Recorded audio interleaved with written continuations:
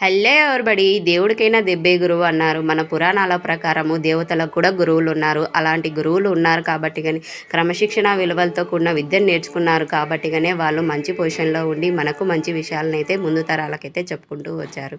అందుకనేసేనండి ఈ తరం కాదు ఏ తరం కాదు ప్రతి ఒక్క తరానికి క్రమశిక్షణ విలువలతో కూడిన విద్యను ప్రసాదిస్తేనే పిల్లల భవిష్యత్ బాగుంటుందనేసి నా ఉద్దేశం అనమాట. పిల్లలకు క్రమశిక్షణ ఉండాలి, విలువలు ఉండాలి. దేవుడి దెబ్బ తగిలితేనేనండి ఏదైనా కానీ మనకు తెలుస్తుంది. దెబ్బ తగలకుండా చదివియాలంటే ఎవరికి చదువైతే రాదనమాట. అందుకనేసి పిల్లలు తప్పు చేశారనుకోండి ఏదో ఒక యాక్టివిటీ రూపంలో పిల్లలకైతే వాళ్ళకైతే శిక్ష అయితే వేయాలని నా ఉద్దేశం అనమాట. పిల్లలకు గ్రౌండ్లో పరిగెత్తమనండి 2-3 రౌండ్లు, అదొక యాక్టివిటీగా ఉంటుంది. ఏదో ఒక ప్రాజెక్ట్ వర్క్ ఇవ్వండి, తప్పు చేస్తే అదొక యాక్టివిటీగా ఉంటుంది. ఇలాగ ఏదో ఒక యాక్టివిటీగా చేసి వాళ్ళకైతే ముందు స్థాయికి వెళ్ళాలనేసి నా ఉద్దేశం అనమాట.